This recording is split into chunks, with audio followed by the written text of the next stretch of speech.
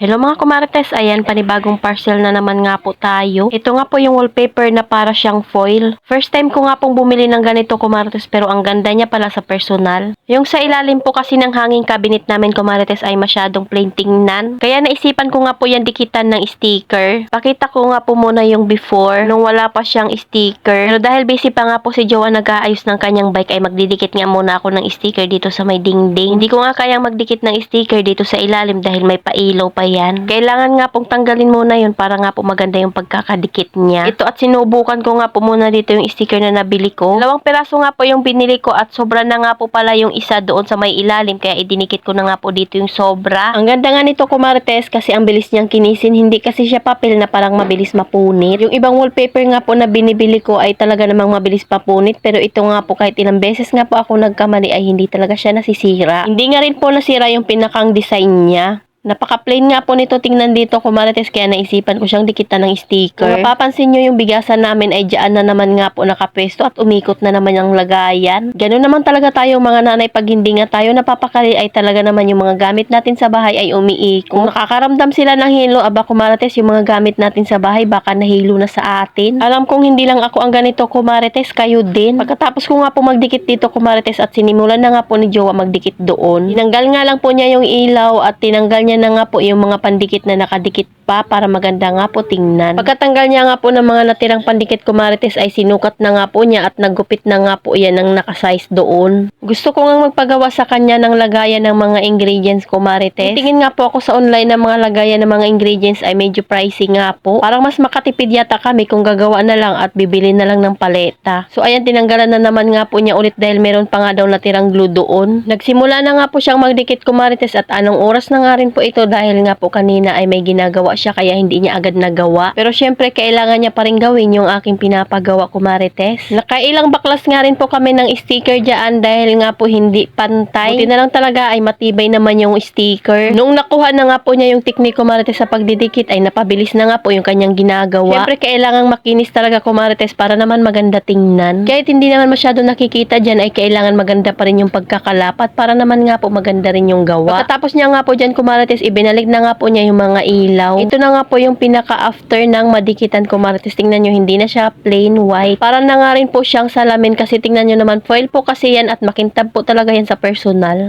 Ayan at marami pa nga pong kulang dito sa aming kusina kumarites. Tanggal ko nga po dyan yung bigasan at nilipat ko na naman ng ibang pwesto. Lagi lang talaga magpuna sa tiles para nga po hindi pumangit ang itsura ng tile. Kahit marami nga pa akong ginagawa kumarites ay hindi talaga ako nauubusan ng time dito sa aming kusina na linisin ito. Salamat sa panonood. Follow for more. God bless us.